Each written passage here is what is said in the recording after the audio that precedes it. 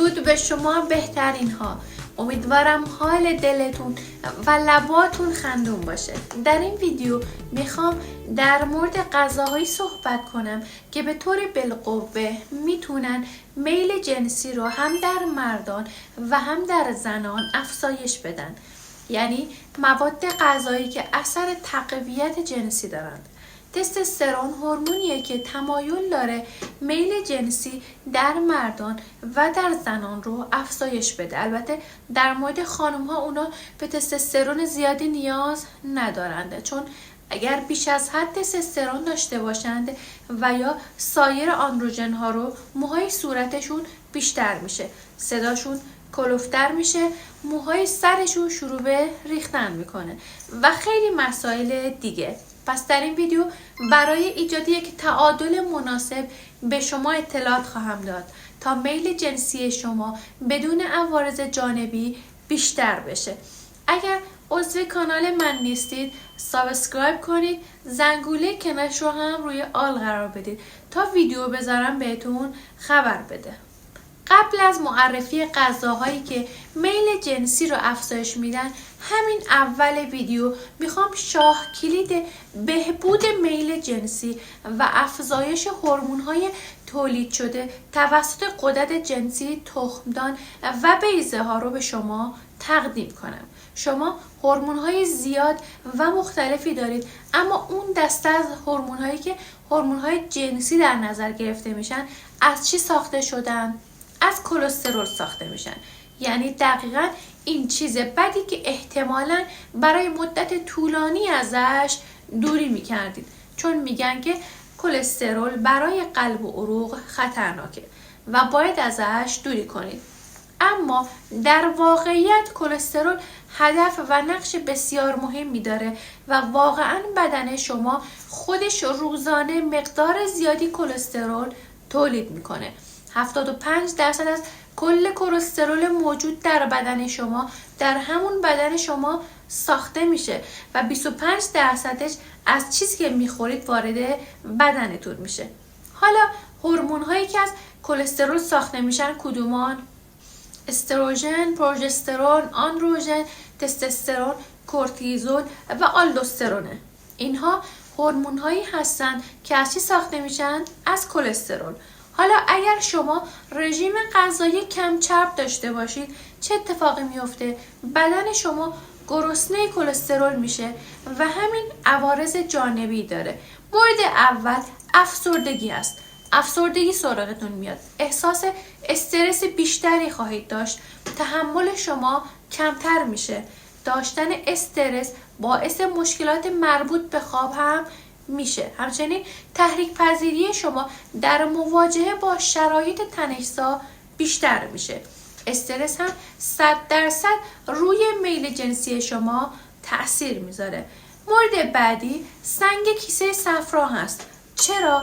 چون صفرای شما که توسط کبد شما ساخته میشه از کلسترول میاد و اگر صفرای کافی نداشته باشید دچار سنگ کیسه صفرا میشید. گزینه بعدی کمبود ویتامین دی هست. چرا؟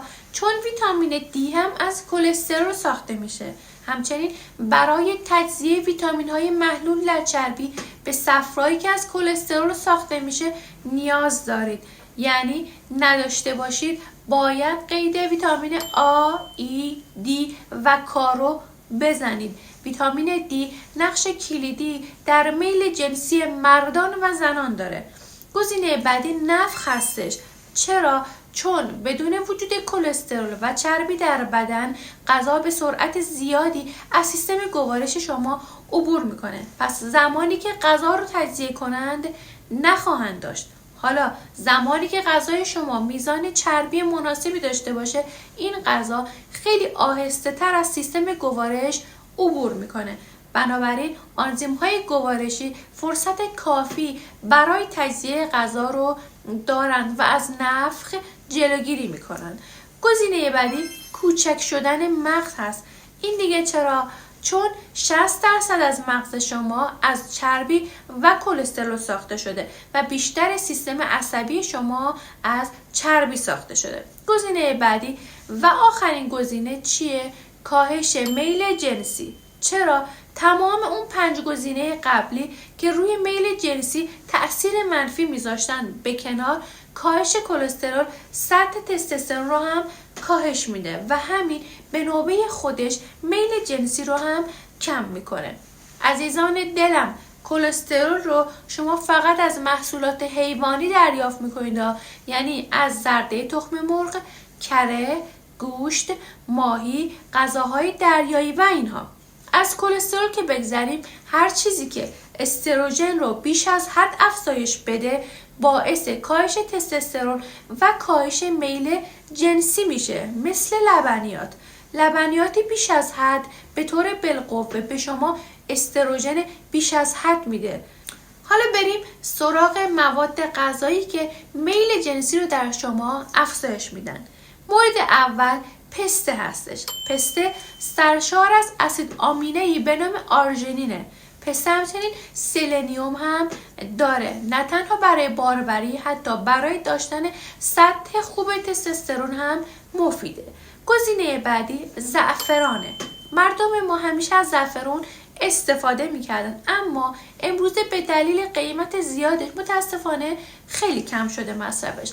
زعفرون برای درمان افسردگی و خلق و خو خیلی مهمه، شما رو شاداب میکنه و باروری رو افزایش میده. گزینه بعدی صدف هست.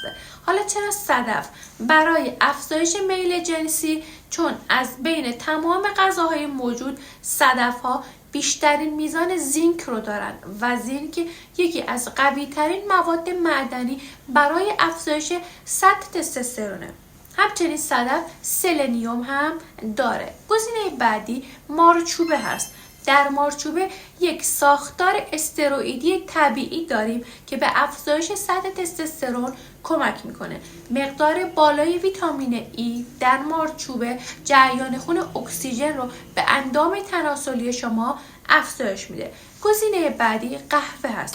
قهوه رو اینطوری در نظر بگیرید که اگر بیش از حد بنوشیدش تستوسترون رو کاهش میده. اگر در حد نرمال اون رو مصرف بکنید سطح تستوسترون سالم رو برقرار میکنه. گزینه بعدی چغندر هست. چغندر هم مثل پسته نیتریک اکساید رو افزایش میده، اما اگر در سبک غذایی کتوژنیک هستید روی میزان چغندری که میخورید حتما دقت داشته باشید، به خاطر قندش. مقدار کمش رو توصیه میکنیم. گزینه بعدی آووکادو هست.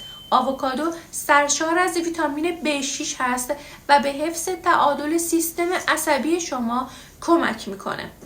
در عین حال برای قلب و عروق شما هم خوبه، پس هم از آرامش شما هم از عروق شما پشتیبانی میکنه. برای میل جنسی پتاسیم خیلی مهمه، چون سطوح بالای پتاسیم با تولید هورمون‌های جنسی رابطه مستقیم داره. همراهان عزیز دلم، اگر خواب درستی ندارید، اگر استرس مزمن بیش از حد دارید، اگر رژیم غذایی سرشار از کربوهیدرات دارید، هیچ کدوم از اینها کارساز نخواهند بود، چون این 3 مورد خیلی راحت میل جنسی رو از بین میبرند. امیدوارم مطالب این ویدیو براتون مفید بوده باشه. خیلی لطف میکنید اگر این ویدیو رو برای دوستان و عزیزانتون ارسال کنید تا دست به دست هم برید و آگاه سازی کنید. مراقب سلامتی خودتون باشید. دوستتون دارم. تا ویدیوی بعدی، خدا نگهدار.